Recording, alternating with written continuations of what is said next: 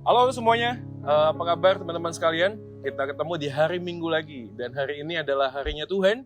Kita bisa beribadah bersama-sama. Kak Jo berharap kalian semuanya dalam keadaan yang baik dan sehat-sehat. Dan kita patut bersyukur karena Tuhan masih bisa kasih kesempatan buat kita untuk beribadah. Nah guys, hari ini temanya adalah tentang praying with the Bible. Ada banyak orang bicara tentang doa dan firman Tuhan, tapi kali ini kita akan bicara kedua-duanya. Ini bakal seru banget, kita akan belajar mengenal Tuhan lebih dalam. Nah sebelumnya teman-teman sekalian bisa like, share, dan subscribe channel YouTube ini supaya kita bisa jadi berkat buat teman-teman yang lainnya. Nah sebelum kita masuk dalam ibadah kita pada hari ini, mari kita bersama berdoa lebih dahulu. Mari kita berdoa.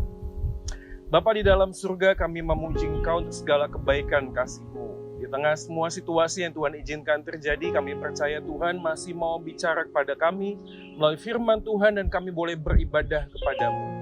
Maka Tuhan siapkanlah hati kami supaya kami sungguh-sungguh boleh menerima akan berkat firman-Mu dan kami boleh berjalan di tengah dunia yang sulit ini bersama dengan Tuhan. Karena Engkau adalah gembala kami yang tidak pernah tinggalkan kami. Tuntunlah kami domba-domba-Mu ya Tuhan melalui kebenaran firman-Mu. Kami siap untuk mengikuti ibadah dan kami siap untuk memuji dan menyembah Engkau ya Tuhan. Ini doa kami demi nama Yesus Tuhan kami berdoa dan memohon. Amin. Oke guys, selamat hari Minggu, selamat beribadah buat kita semua. Shalom teman-teman, selamat berjumpa kembali dengan kami Prekbun Youth Community. Dimanapun dan jam berapapun kalian menonton live streaming ibadah ini, mari kita mulai dengan penuh ucapan syukur dan dengan segala kekaguman kita akan kemuliaan dan keagungan Yesus Raja kita. Seperti yang tertulis dalam Mazmur 86 ayat yang ke-12. Aku hendak memuliakan nama-Mu untuk selama-lamanya. Mari kita bangkit berdiri.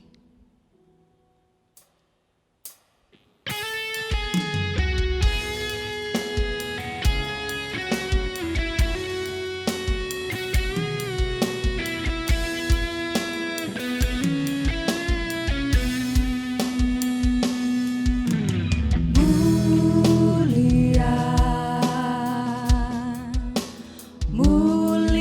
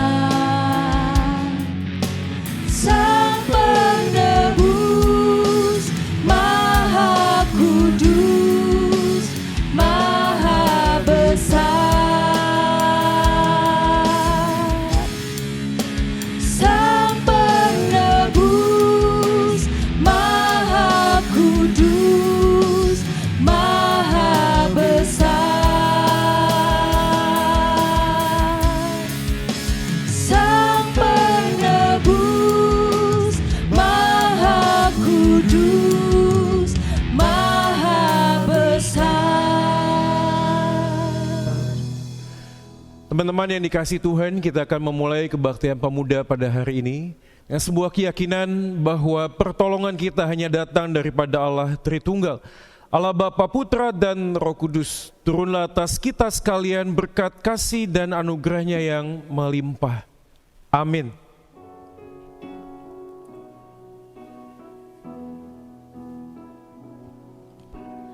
Amin. Amin.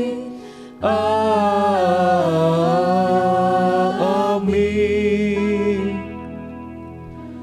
Amin. Amin.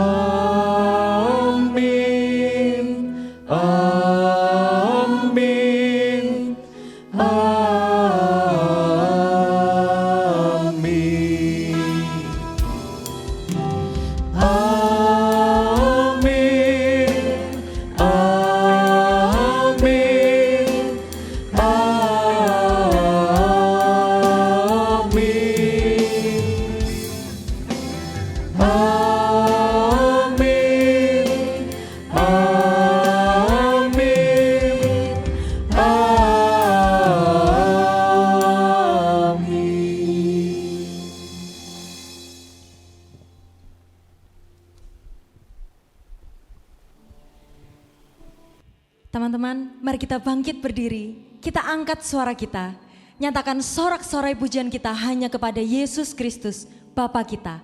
Haleluya.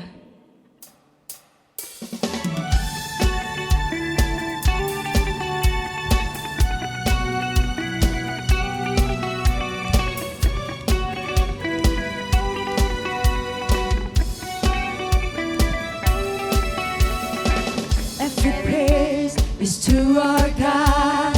Every word of worship is one accord. Every praise is to our God. Sing haleluya. Sing hallelujah to our God. Glory hallelujah is to our God. Every praise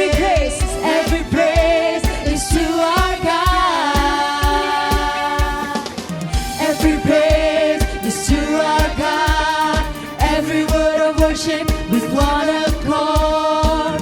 Every praise is to our God.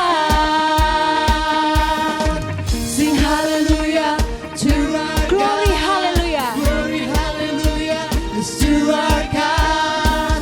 Every praise is to our God. God my Savior, God my healer, God my deliverer. Yes He is, yes He is. God my Savior, God my healer, God my deliverer. Yes He is, yes He is. God my Savior, God my healer, God my deliverer. Yes He is, yes He is. Haleluya, segala kemuliaan hanya bagi Allah Bapa kita. Teman-teman dipersilakan untuk duduk kembali. Yakobus 4 ayat yang ke-8 berbicara kepada kita saat ini. Mendekatlah kepada Allah dan Ia akan mendekat kepadamu. Tanpa kita sadari, selalu saja kita yang menjauh dari Allah. Saat ini dengan sikap berdoa, teman-teman bisa pejamkan mata kalian. Kita diberikan waktu untuk berdoa, untuk kembali mendekat kepada Tuhan. Dan biarkan singer mengiringi setiap doa yang kita panjatkan.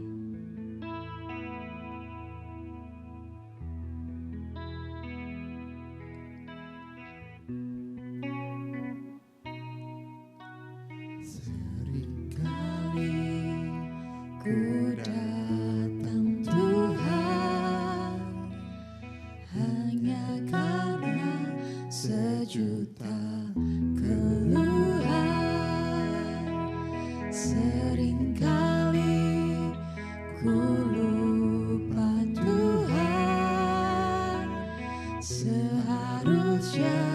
ku datang dengan segenap rindu dari lubuk hatiku, dengan hasrat yang tulus, karena ku cinta padamu. Tak hanya memikirkan berkat yang kau berikan, sungguh hanya karena ku mengasihimu, Yesus. Mari kita satu dalam doa. Tuhan Yesus, ampunilah kami Tuhan atas segala dosa dan perbuatan kami Tuhan. Engkau selalu ada di dekat kami Tuhan. Tapi kami selalu lari, kami selalu menjauh Tuhan. Kami malu atas dosa-dosa kami Tuhan. Kami pergi, kami berpaling darimu Tuhan. Ampunilah kami Tuhan, ampunilah kami.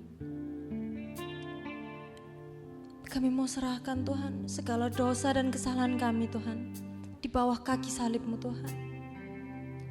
Engkau yang sucikan kami kembali Tuhan. Kami mau bertobat Tuhan di dalam nama Tuhan Yesus. Kami sudah berdoa. Amin. Seperti perumpamaan yang pernah Engkau katakan, saat Engkau menemukanku, Engkau meletakkan aku di atas bahumu dengan gembira. Dan surga pun bersuka cita karena aku, anak yang berdosa ini, bertobat. Engkau Bapa yang setia, yang telah memelihara kita dulu, dan yang akan memelihara kita hari ini, dan sampai selama-lamanya. Dengan sikap berdoa, sekali lagi kita naikkan, Bapa Kau setia.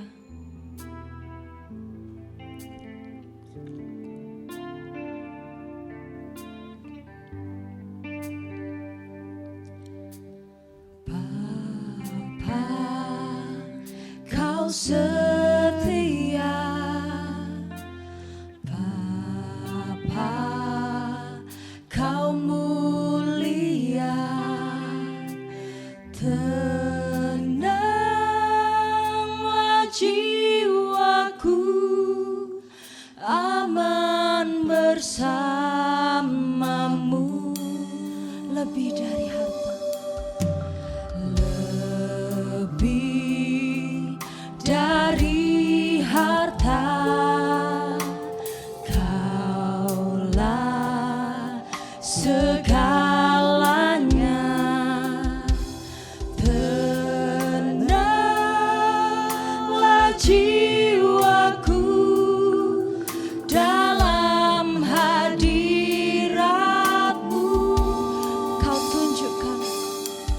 Kau tunjukkan kasih setiamu. Engkau menyediakan yang ku perlu. Kau setia, Kau mulia, dulu, sekarang, dan selamanya. Kau tunjukkan kasih setiamu. Kau menyediakan yang ku perlu. Kau setia, Kau mulia, Bapa Kau setia.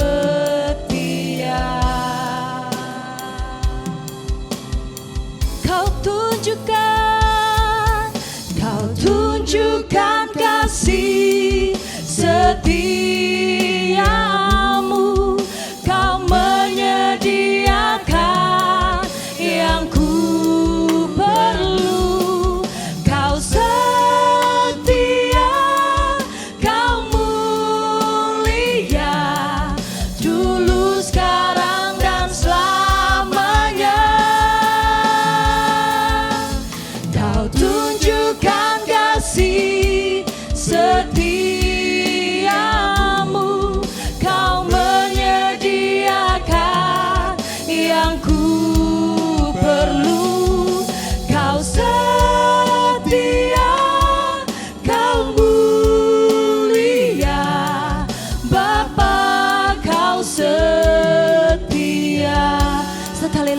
katakan, Kau setia, Kau mulia, Bapa, Kau setia.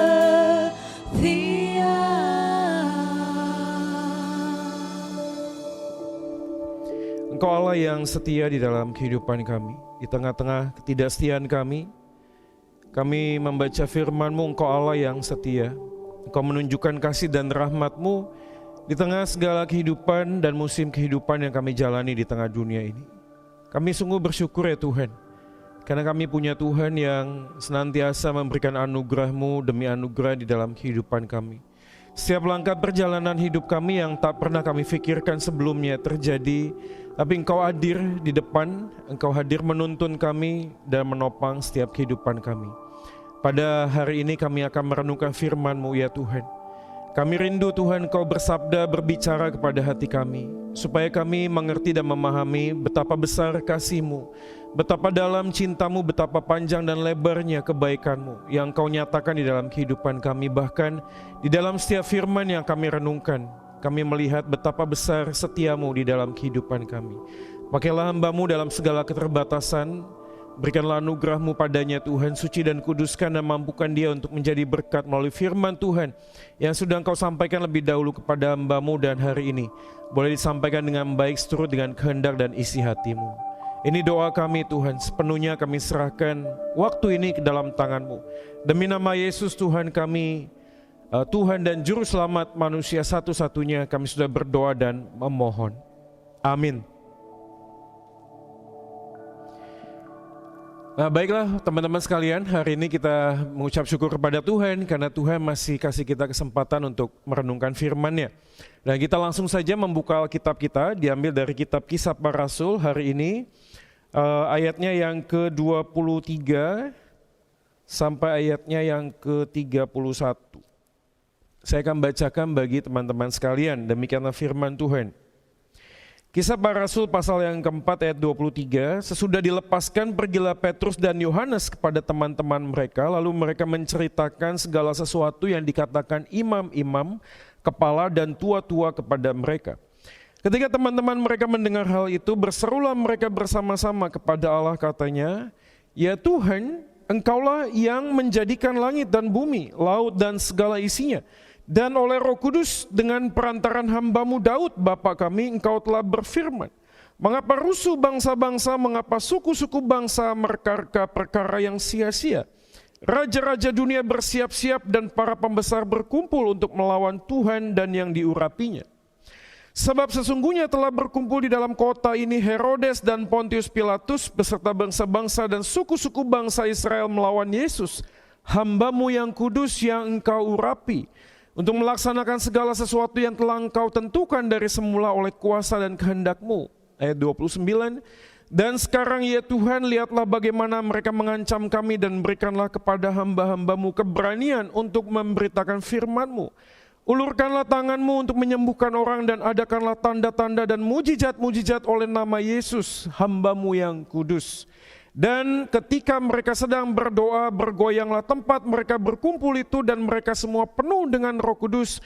Lalu mereka memberitakan firman Allah dengan berani. Demikianlah firman Tuhan. Kita berbahagia kalau kita tidak hanya menjadi pendengar firman, tetapi menjadi pelaku firman dalam hidup hari lepas hari. Haleluya. Haleluya, haleluya, haleluya.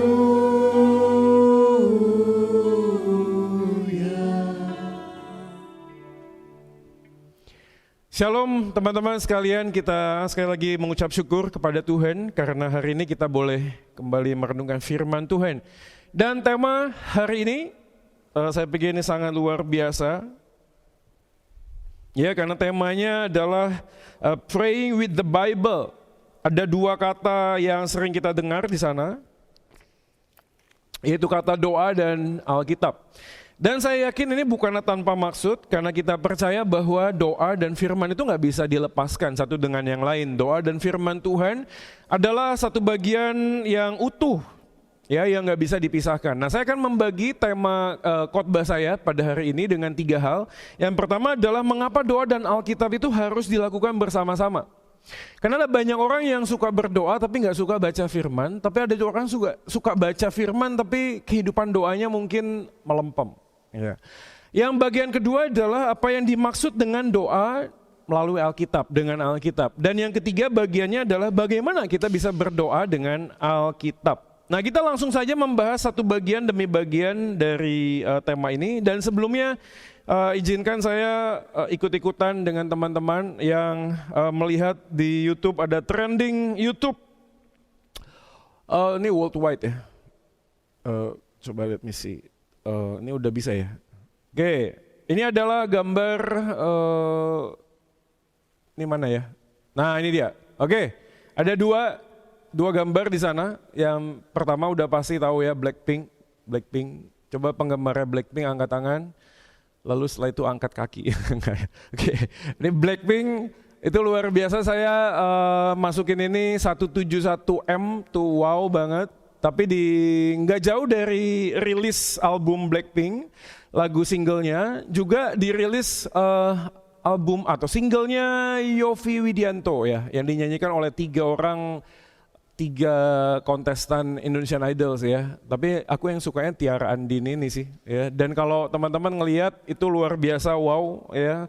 Dan nanti kalau teman-teman yang mau mencari cinta kepastian, ada juga yang trending yang dinyanyikan oleh satu orang penyanyi yang saya nggak kenal sih sebenarnya, nggak tahu juga ya. Itu juga trending ya. Kenapa saya angkat 2 bagian ini teman-teman sekalian? Karena pada waktu kita lihat tema-tema yang sangat trending di YouTube dan media sosial lainnya, selalu berkaitan dengan sebuah relasi.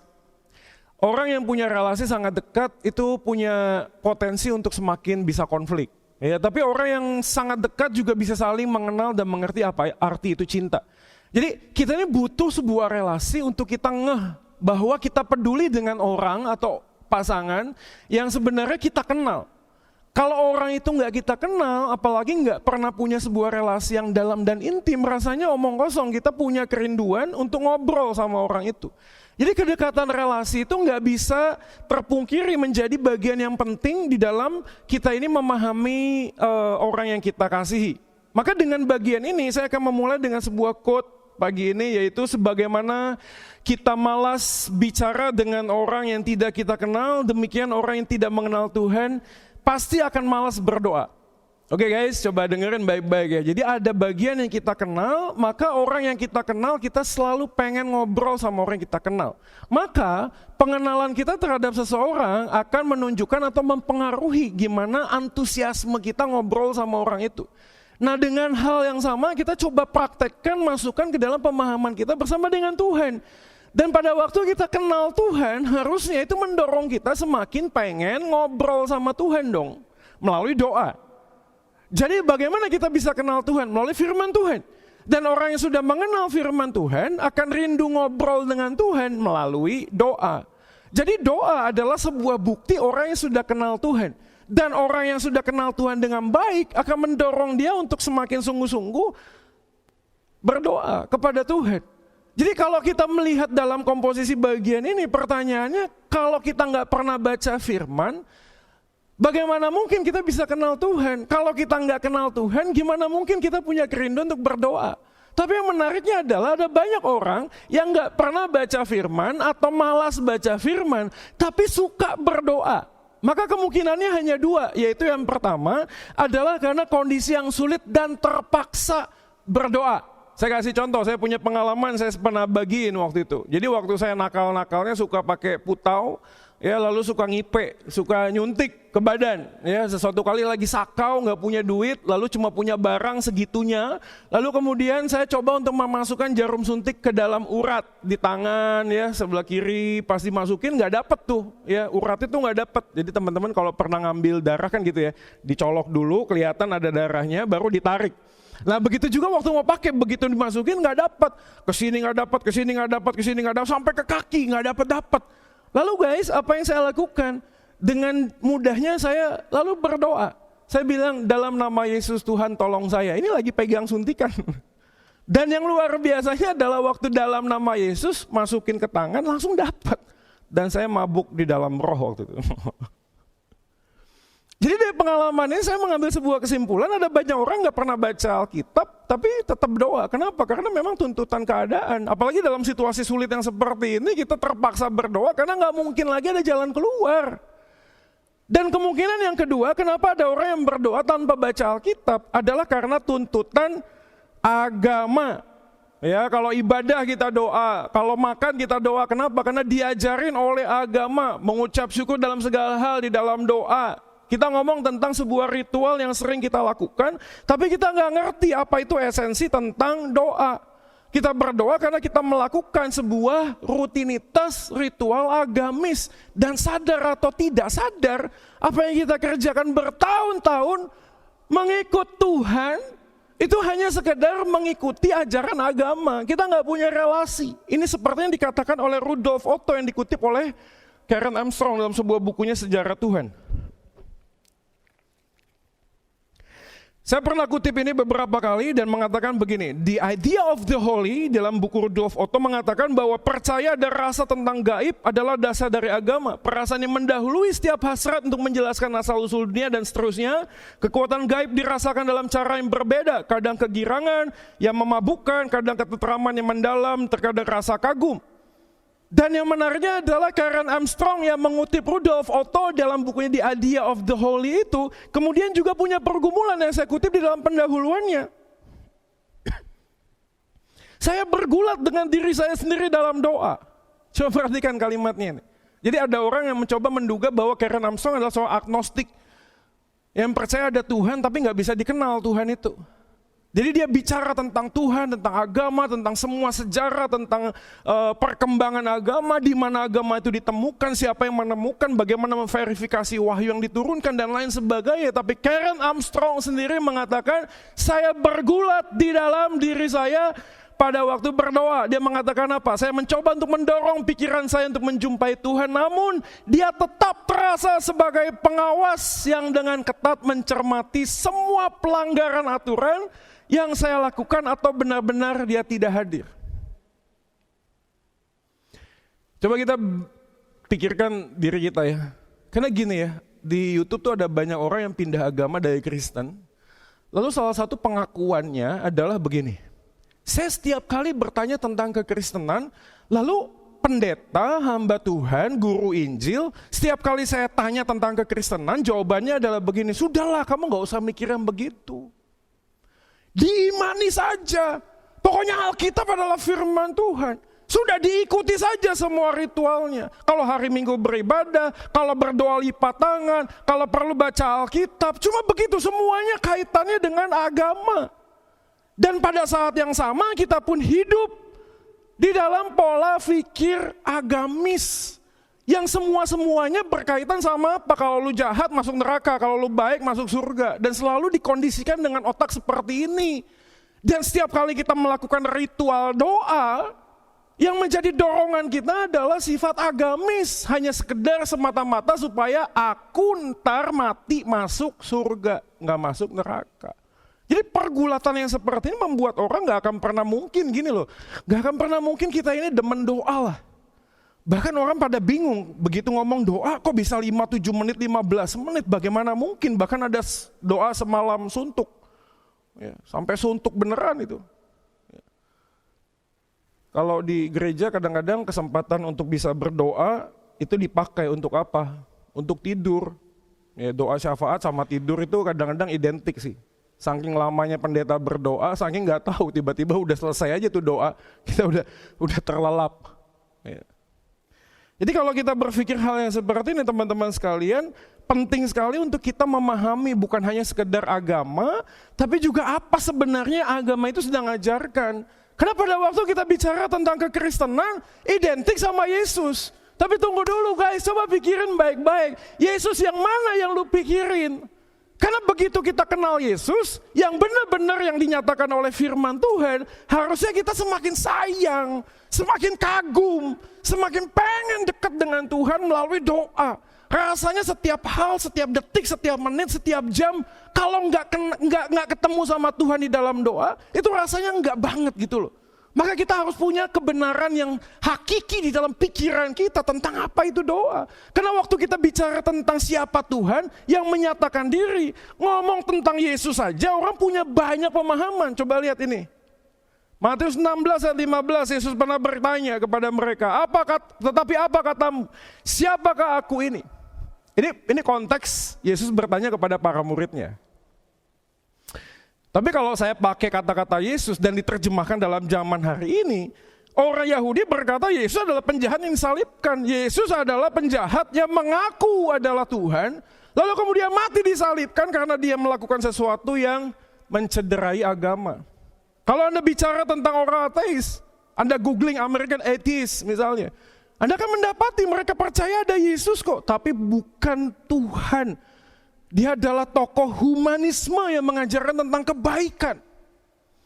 Anda bicara dengan sahabat kita yang muslim, mereka berkata Yesus adalah seorang nabi yang diangkat ke surga.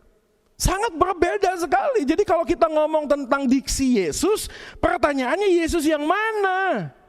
Coba lihat di sini. Kurang lebih kalau saya kutip di dalam Al-Quran ada 90 atau 80 kata Isa yang disebut di sana.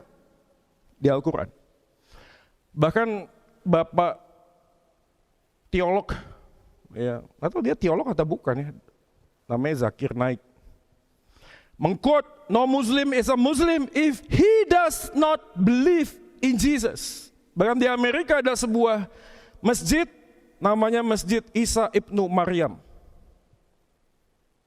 Jadi kita langsung bisa mendapatkan sebuah impresi sederhana gini loh guys, Anda tuh ngomong tentang Yesus, please, coba tanya kepada dirimu sendiri waktu kita percaya siapa Yesus, Yesus yang versi mana?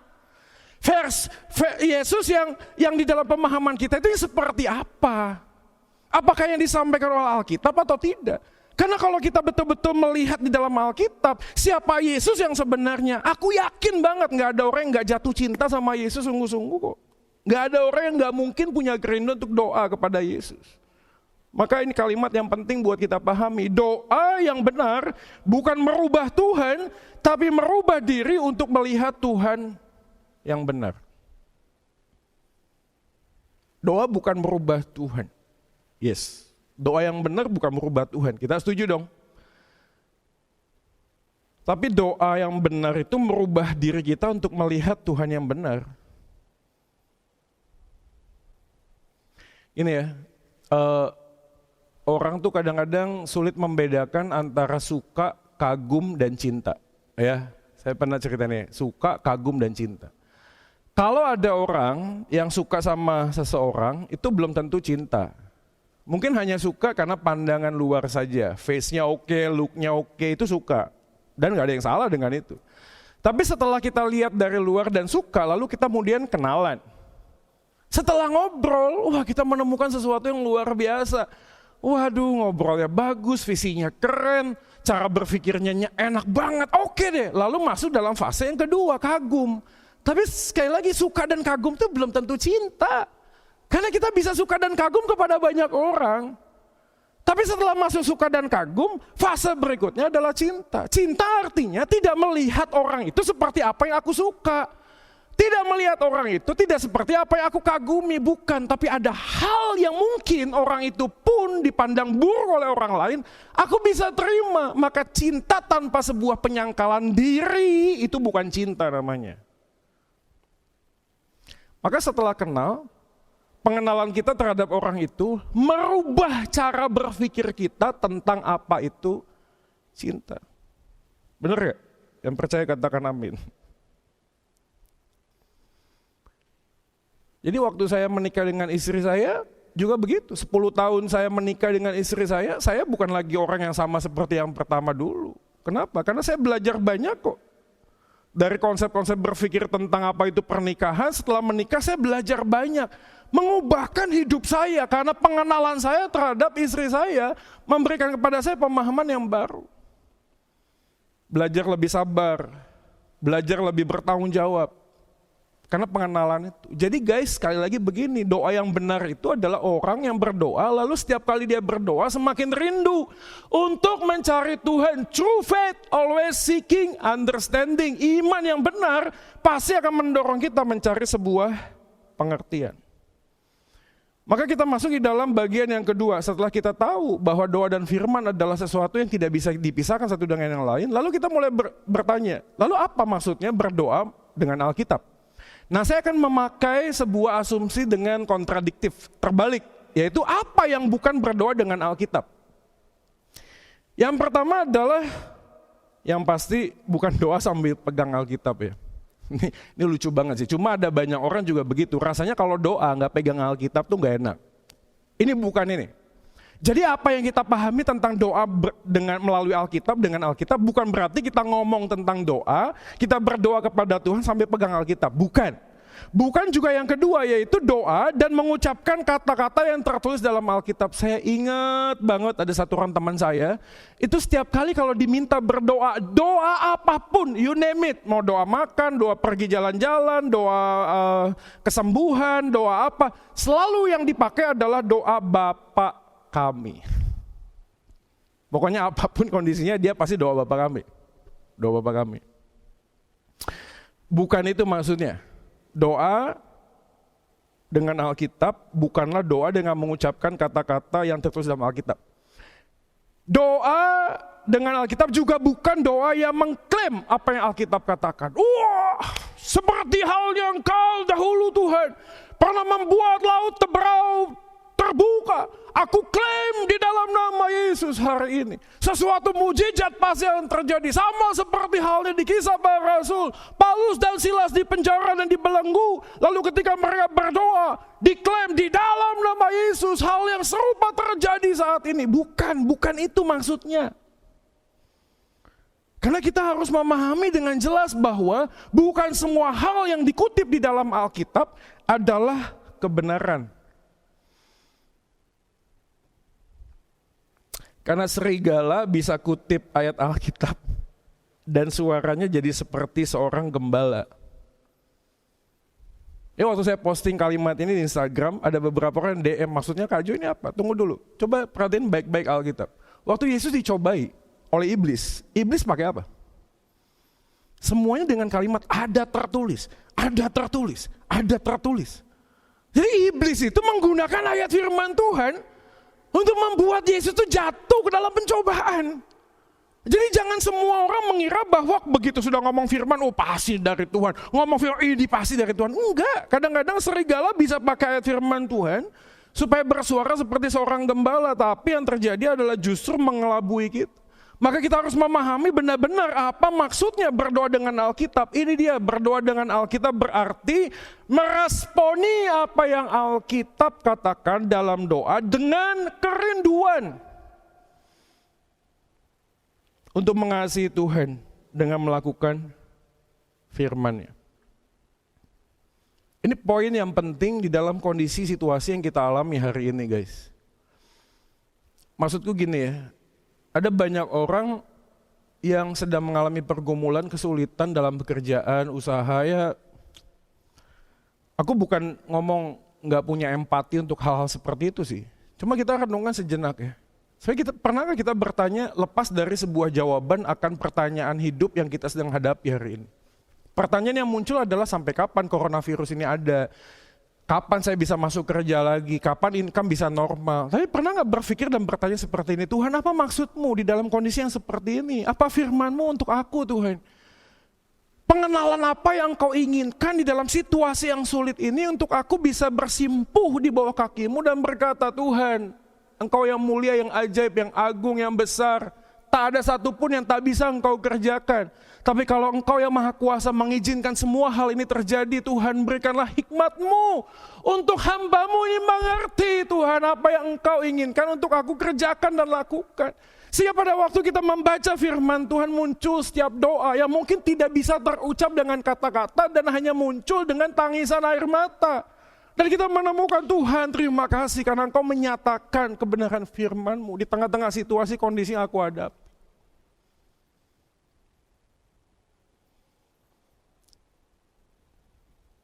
Banyak makan firman gak ngelakuin bisa kolesterol rohani loh. Hati-hati guys. Apalagi pada waktu kita ikut kebaktian online gini kan, kita bisa kemana-mana ya jajan ya. Orang tuh bisa 3 kali, 4 kali kebaktian. Lihat mana pembicara yang mungkin susah sekali untuk diundang ke gereja, hari ini lu bisa masuk kok. Dan semua diskusi-diskusi yang kita lakukan semuanya bagus dan baik. Tapi kalau tanpa kerinduan untuk melakukan firman, ya jangan-jangan kita mendengar suara serigala yang mengutip ayat firman Tuhan. Yang membuat kita ternina bobokan, tertidur pulas. Dan tidak pernah punya kerinduan untuk, Lord, I want to do something in this world, in this situation, Lord. I want to do something. Make a movement in our heart. Berdoa menggerakkan sesuatu. Maka aku yakin banget waktu dalam bagian Kisah Rasul pasal 4, ada 4C yang kita dapatkan di sini. Ketika murid-murid, coba lihat ayat 23. Sesudah dilepaskan, pergilah Petrus dan Yohanes kepada teman-teman, lalu mereka menceritakan segala sesuatu yang dikatakan imam, kepala dan tua-tua. Ketika teman mereka mendengar hal itu, disinilah ada kutipan ketika firman Tuhan dikutip di dalam doa. Apa yang mereka lakukan? Mereka mengutip Mazmur pasal 2. Mereka bersama-sama berserulah mereka bersama-sama kepada Allah, katanya, ya Tuhan, Engkaulah yang menjadikan langit dan bumi. Ini bagian yang kedua, nanti kita akan bahas. Tapi yang pertama adalah sebelum masuk di dalam doa yang mengutip ayat firman Tuhan, yang mereka buat sebagai sebuah respon, ada kisah Petrus dan Yohanes. Dan ini bukan kebetulan, karena sebelumnya minggu lalu aku khotbah di dalam pasal 4 ini di KU, Kebaktian Umum. Yang belum dapat videonya bisa lihat linknya di bawah ini. Ya, jangan lupa like, share, dan subscribe. Jadi mulutnya di autopilot gini ya.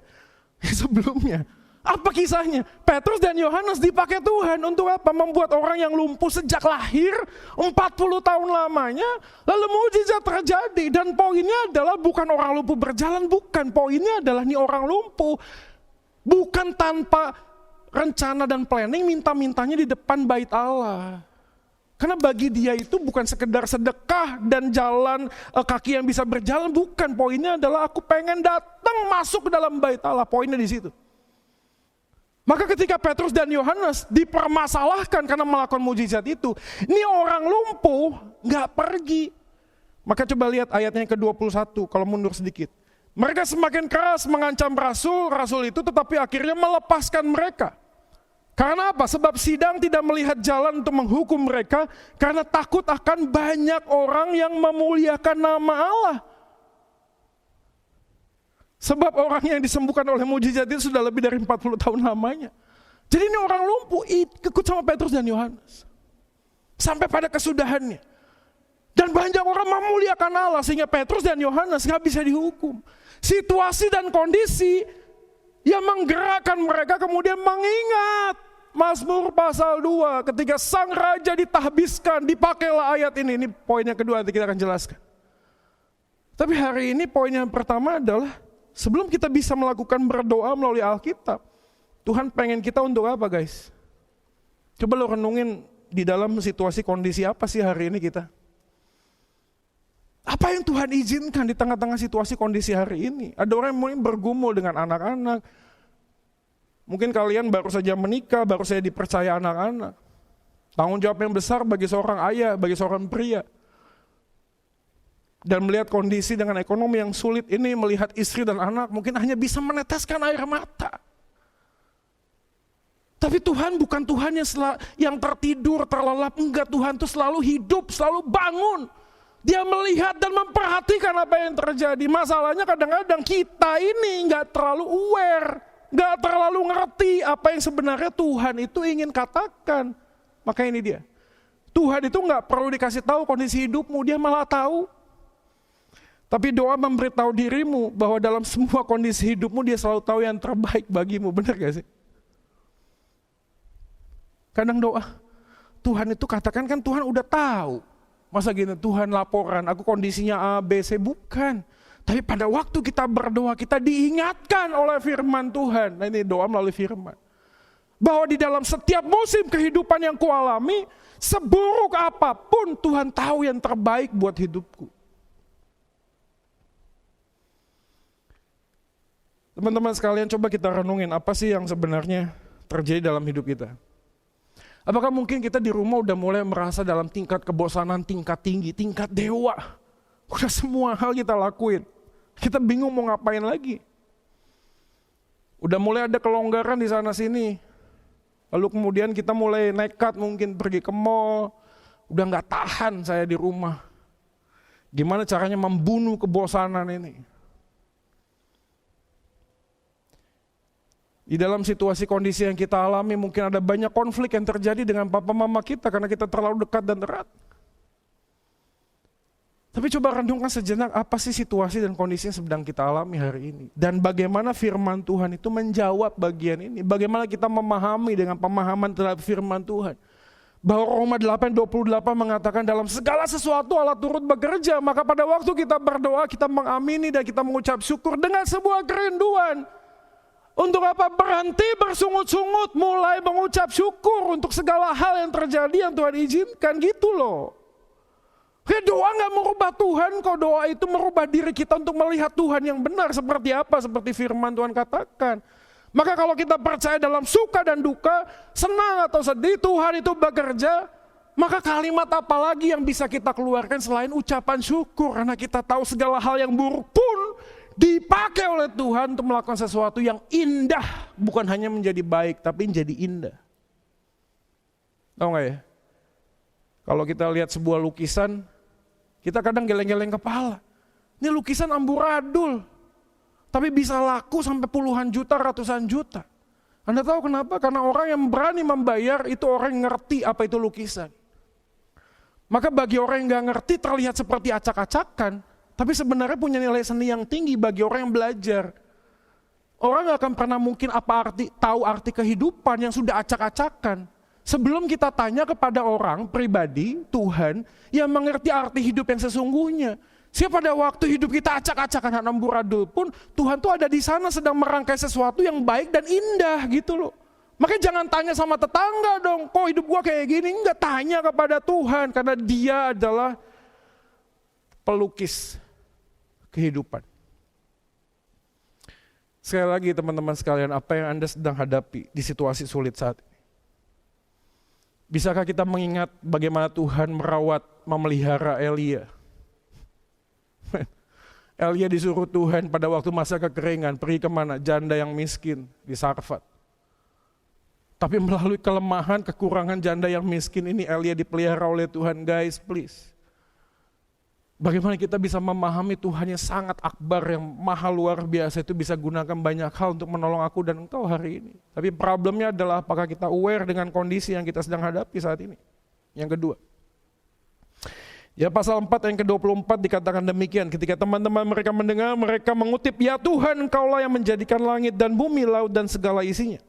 Dan menarik adalah Mazmur yang kedua ini yang dikutip. Mengapa demikian? Karena Mazmur pasal 2 ini konon kemungkinan besar dipakai oleh Daud untuk mentabiskan Salomo anaknya menjadi raja. Dan bukan tidak mungkin, karena pada waktu ayat ini dipakai untuk mentabiskan itu bernuansa mesianik ke depan. Yang bercerita tentang raja di atas segala raja, the Lord of Lords, the King of Kings. Yang akan menjadi raja yaitu Kristus, Tuhan kelak memerintah. Dan pada waktu mengutip bagian ini ada orang yang kemudian ingin menjatuhkan raja yang baru, ingin menjatuhkan raja yang baru. Sama persis seperti kondisi yang dihadapi Kisah Rasul pasal 4 saat itu. Ketika mereka melakukan mujizat, ada banyak orang kemudian tidak suka lalu ingin menjatuhkan Petrus dan Yohanes saat itu. Tetapi raja di atas segala raja ini akan terus bertahta di tempatnya dan tidak akan pernah mungkin terkalahkan oleh apapun dan situasi apapun di dunia ini. Dan itu yang mereka pahami ketika mereka menggunakan Mazmur pasal 2, mereka percaya dan sadar. Di tengah-tengah kesulitan hidup apapun, sang raja pasti akan tetap bertahta. Setelah kondisi yang kita alami, kita renungkan. Maka poin yang kedua adalah bagaimana kita bisa memahami firman Tuhan yang kita kenal. Karena dari A sampai Z, dari depan sampai belakang, benang merahnya hanya satu, yaitu Yesus Kristus. Dan bagaimana Sang Kristus yang adalah Tuhan tidak mempertahankan dirinya, haknya sebagai Tuhan, tapi telah mengosongkan dirinya. Datang menjadi manusia, bahkan manusia yang hamba. Bahkan tidak hanya menjadi hamba, tapi dia taat sampai mati. Tapi di tengah-tengah dia taat sampai mati, Allah Bapa meninggikan dia di antara segala makhluk dan ciptaan.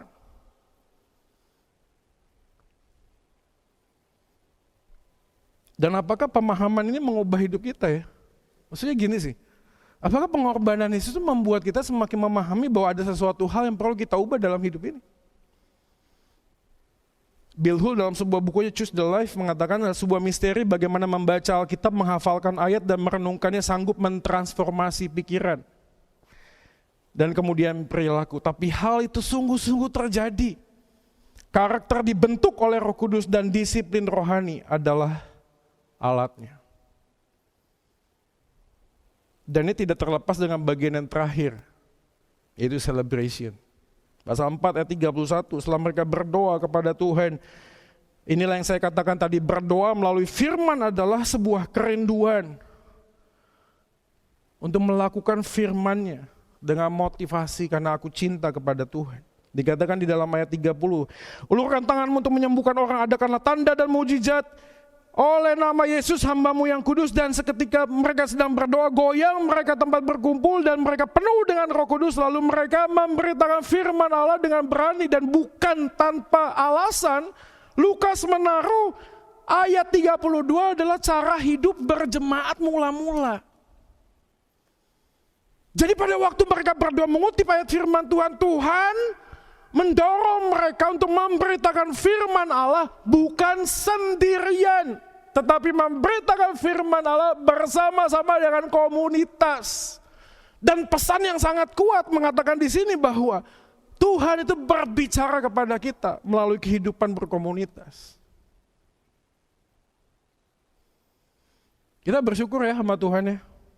Tahu gak sih kenapa? Karena teman-teman pemuda pengurus itu tidak hanya sekedar mau membuat sebuah rekaman video supaya Anda bisa makan rohani. Tapi juga di Instagram Prekbun Youth Community, Anda kalau ikuti di sana ada tempat-tempat untuk kita bisa berbagi pokok doa. Kita bisa sharing tentang pergumulan yang kita sedang hadapi hari ini. Karena kita percaya dan tahu bahwa firman Allah mengajarkan kepada kita untuk hidup dalam sebuah komunitas dan memberitakan firman tidak sendirian, tapi bersama-sama. Marilah kita bersama berdoa ya.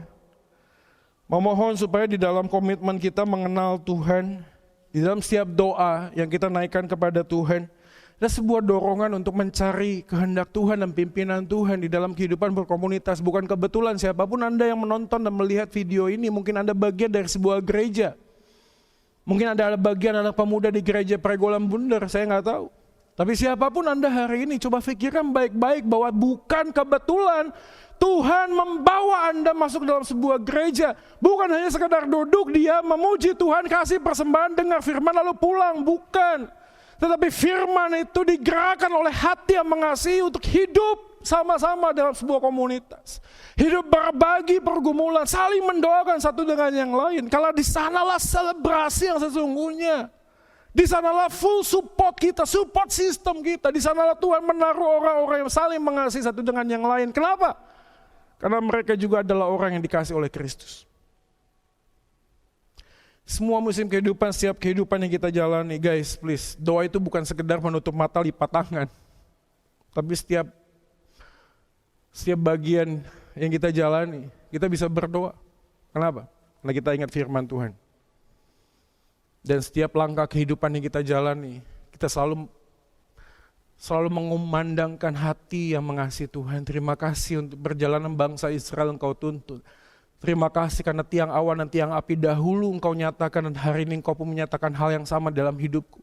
Terima kasih buat rancangan-Mu yang bagaikan langit dan bumi dalam kehidupanku. Tapi rancangan-Mu ada damai sejahtera dan bukan kecelakaan. Terima kasih karena Engkau menjadi Tuhan yang adalah gembalaku yang menuntun aku di padang yang berumput hijau. Sampai di dalam lembah kekelaman gada dan tongkat-Mu tidak pernah tinggalkan aku. Terima kasih karena kitab Wahyu menjelaskan kepadaku bahwa di ujung kehidupan ada Omega, Alfa dan Omega. Dan Allah yang awal dan yang akhir.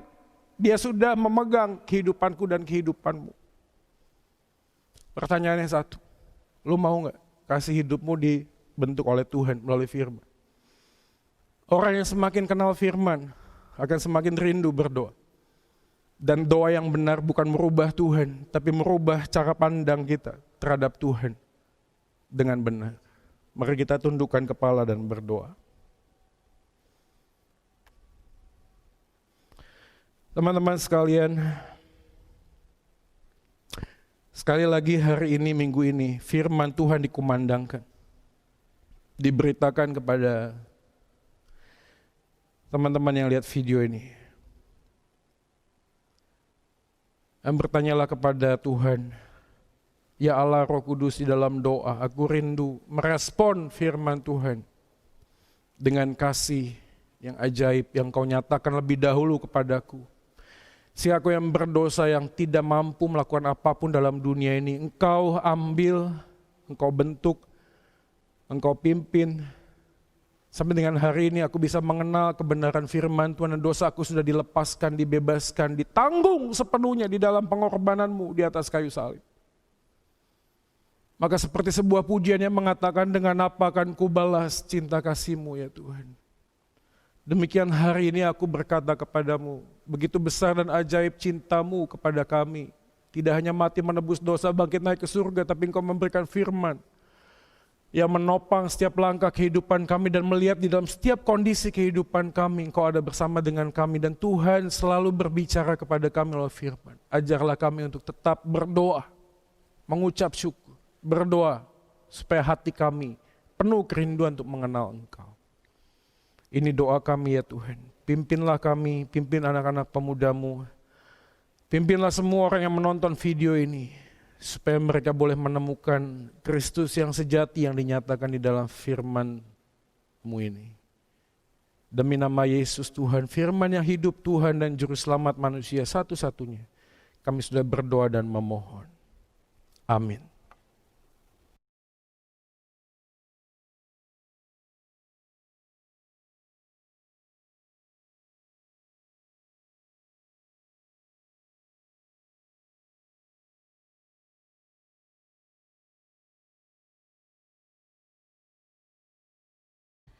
Saya undang teman-teman untuk bangkit berdiri. Melalui rumah kita masing-masing, sekali lagi kita akan mengikrarkan pengakuan iman kita. Pengakuan iman rasuli.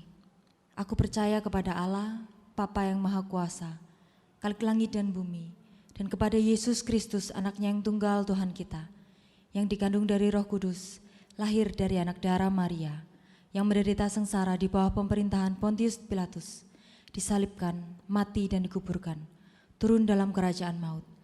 Pada hari yang ketiga, bangkit pula dari antara orang mati, naik ke surga, duduk di sebelah kanan Allah, Bapa yang Maha Kuasa. Dan dari sana Ia akan datang untuk menghakimi orang yang hidup dan yang mati. Aku percaya kepada Roh Kudus, gereja yang kudus dan am, persekutuan orang kudus, pengampunan dosa, kebangkitan orang mati dan hidup yang kekal. Amin. Mari teman-teman sekalian, kita akan masuk di dalam doa. Dimanapun Anda berada hari ini, dengan siapapun Anda melihat tayangan video ini, Anda bisa mengajak mereka untuk berdoa bersama-sama. Mari kita berdoa. Bapa di dalam surga, di tengah situasi kondisi yang kami hadapi, kami percaya bahwa Tuhan adalah Tuhan yang berdaulat, yang menciptakan langit dan bumi dan segala isinya, dan juga Tuhan yang tidak pernah meninggalkan perbuatan tangan-Mu yang ajaib. Kami mohon ya Tuhan supaya kondisi situasi ini boleh semakin baik di dalam kendali dan kuasa-Mu. Kalaupun Tuhan izinkan ini terjadi, ajar kami untuk punya hikmat melihat dan meresponi dengan bijak dan benar seperti firman-Mu katakan kepada kami. Dan kami belajar mengucap syukur dalam segala hal yang Tuhan izinkan terjadi. Berdoa buat semua tim dokter, tim medis yang berjuang di garda depan untuk mengatasi pasien yang terkena COVID-19. Mohon Tuhan yang pelihara mereka, juga keluarga yang mungkin hari ini setiap hari harus merasakan rasa khawatir karena harus melepaskan suami atau istri mereka bekerja di rumah sakit. Lindungi sertai mereka Tuhan. Kami juga berdoa buat jemaat-Mu yang hari ini mungkin bergumul dengan sakit penyakit. Mohon Tuhan yang menolong, memberikan kesembuhan. Mereka yang sedang bergumul dengan kondisi ekonomi, pekerjaan, kami tetap mau berharap kepada Engkau saja. Kami tetap yakin bahwa Tuhan tidak pernah tinggalkan kami. Ajar kami untuk bersabar, menanti waktu Tuhan yang terbaik. Dan tolong kami untuk semua hal yang mungkin sedang kami kerjakan, Tuhan berkati. Supaya melaluinya nama Tuhan dimuliakan. Kami juga berdoa buat pasangan suami istri yang baru saja menikah, dikaruniai anak dan harus menghadapi situasi seperti ini. Tuhan, kami mohon lindungi dan sertai istri dan anak-anak kami Tuhan. Berkati mereka yang sedang bekerja, suami-suami kami yang sedang bekerja. Lindungi dimanapun mereka berada saat ini. Kami juga tetap berdoa buat majelis, gereja dan juga hamba Tuhan dan jemaat boleh sama-sama bergandeng tangan untuk tetap melihat dan saling memperhatikan satu dengan yang lain. Semua gerakan yang sedang dikerjakan, gerakan Prekbun Peduli, semua pembinaan-pembinaan yang dilakukan untuk memperlengkapi jemaat, untuk mengatasi masalah seperti ini, podcast Prekbun yang sudah terus dirilis dan dibuat, diproduksi. Kami juga mohon supaya melalui semuanya ini Tuhan, kami boleh melihat kebaikan Tuhan yang menyertai kami, dan lebih daripada itu kami juga bisa memuliakan dan menyembah Engkau di setiap musim kehidupan kami. Kami juga berdoa buat bangsa negara Indonesia, Tuhan tolong Pak Jokowi untuk semua hal yang harus dihadapi dan harus diambil keputusan-keputusan yang sulit, supaya setiap orang di sekeliling beliau juga boleh memberikan input masukan yang positif bagi Pak Jokowi. Berkati para menteri yang ada, yang sedang bekerja, dan juga demikian kami berdoa untuk semua staf jajaran dari yang tertinggi sampai yang terendah. Tuhan tolong juga Ibu Risma kami bawa dalam doa supaya Tuhan memberikan dia hikmat, kekuatan, kesehatan yang baik untuk memimpin khususnya di Surabaya ini. Demikian doa kami Tuhan, kami percaya Tuhan mendengarkan setiap doa yang kami naikkan kepadamu. Karena Alkitab firman-Mu mengajarkan bahwa hanya satu yang menjadi penghalang kami berdoa kepadamu, yaitu setiap dosa-dosa kami. Tapi kami sadar Yesus Tuhan kami sudah mati menebus dosa kami sehingga tidak ada lagi penghalang setiap doa yang kami naikkan kepadamu. Engkau dengar dan Engkau nyatakan seturut waktu dan kehendak-Mu yang terbaik dalam kehidupan kami. Ini doa kami Tuhan, demi nama Yesus. Tuhan yang menjawab dan mendengar doa, kami sudah memohonkan doa ini.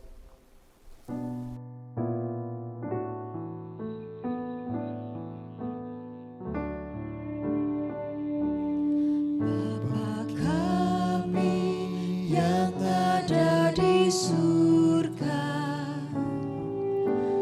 dikuduskanlah nama-Mu, datanglah kerajaan-Mu, jadilah kehendak-Mu di bumi seperti di surga.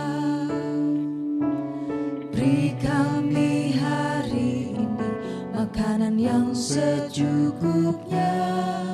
Ampuni salah kami, seperti kami ampuni yang bersalah pada kami. Jangan bawa kami dalam pencobaan, melainkan lepaskan kami dari yang jahat. Sebab Kaulah yang punya kerajaan dan kuasa dan kemuliaan sampai selama-lamanya. Amin. Amin.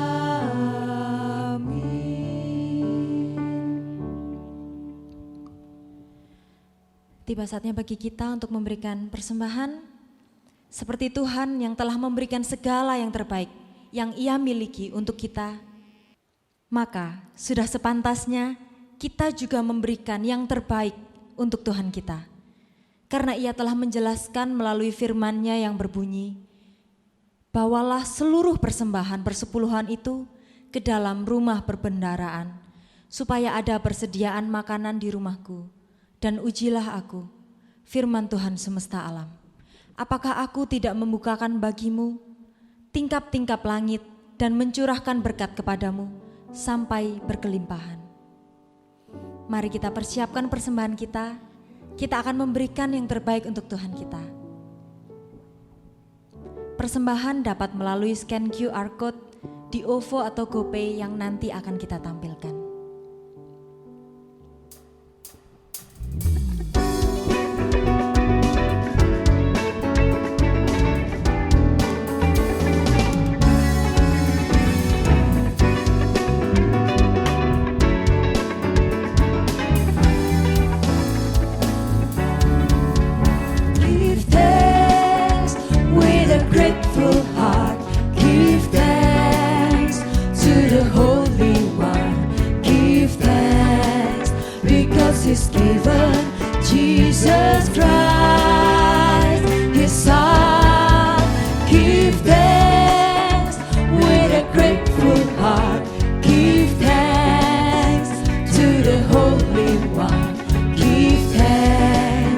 because He's given Jesus Christ, His Son.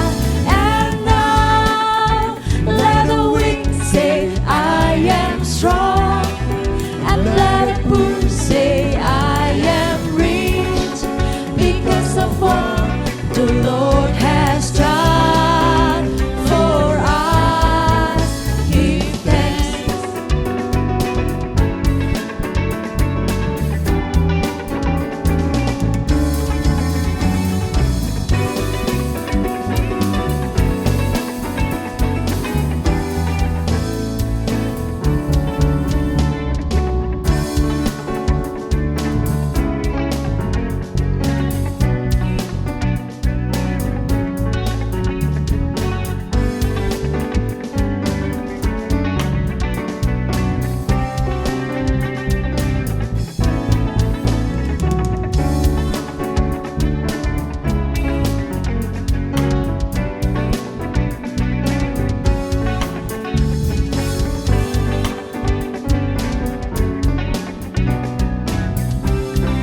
Kita nyanyikan bersama-sama. And now let the weak say, I am strong, and let the poor say, I am rich, because of what the Lord has done for us. Give thanks.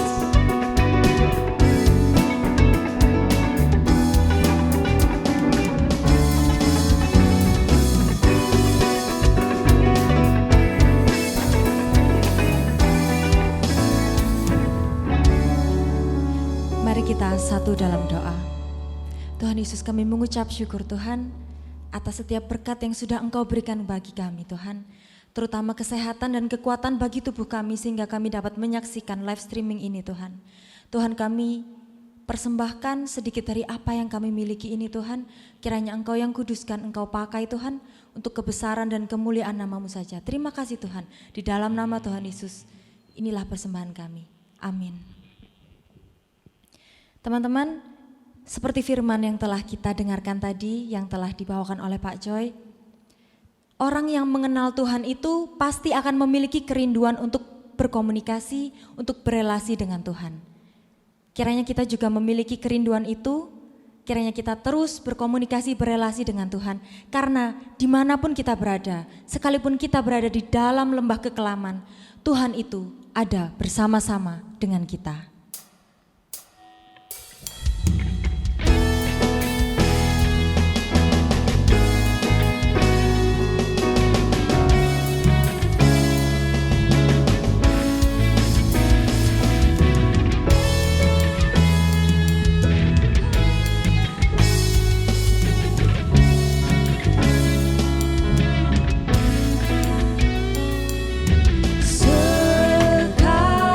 Sekalipun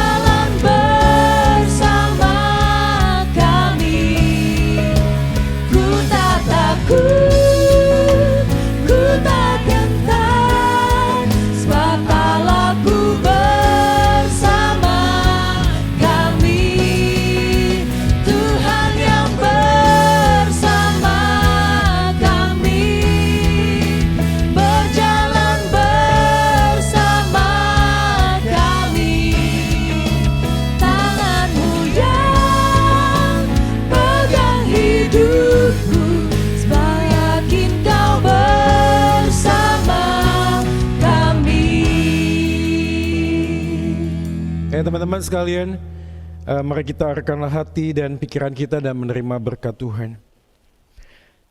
Tuhan memberkati kita dan melindungi kita. Tuhan menyinari kita dengan wajah-Nya dan memberi kita kasih karunia. Tuhan menghadapkan wajah-Nya kepada kita dan memberi kita damai sejahtera. Amin.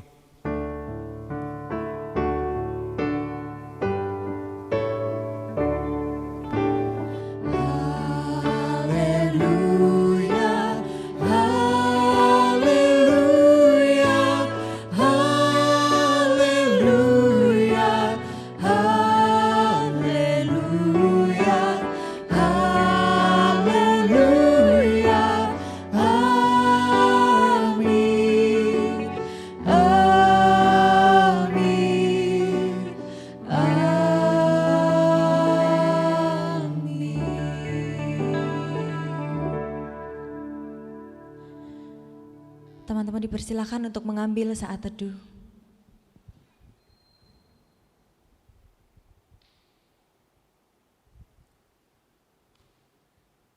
Kebaktian selesai, Tuhan Yesus memberkati.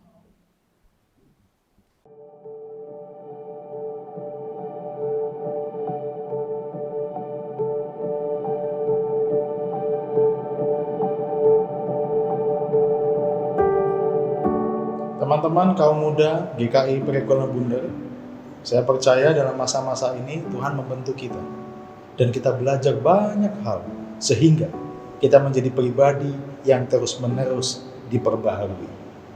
Saya mengajak pula untuk kita terlibat dengan dua cara. Yang pertama, mari kita menjaga diri kita, sering cuci tangan, menggunakan masker, dan juga menjaga jarak. Ini menjadi bentuk kita untuk kita bisa ikut di dalam kegerakan menjaga diri. Yang kedua, mari kita tetap berdoa untuk bangsa dan negara kita.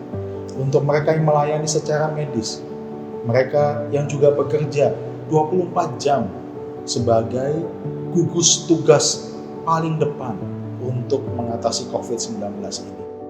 Kita tahu kita semua dalam keadaan yang seperti ini, ibadah kita masih online. Tapi kita bisa belajar untuk tetap fokus mengasihi Tuhan yang sudah mati menebus dosa kita, bangkit dan naik ke surga.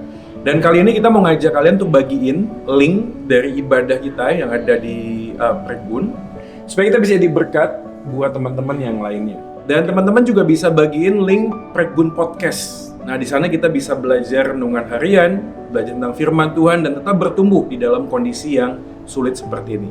Jika kalian ada pokok doa atau ingin kami bantu doakan, kalian bisa menghubungi majelis atau JG leader kalian, atau kalian bisa klik link di bawah ini.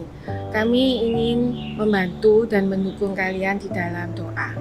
Meskipun kita nggak bisa ketemu secara fisik, tetapi kita masih bisa ketemu secara online kan.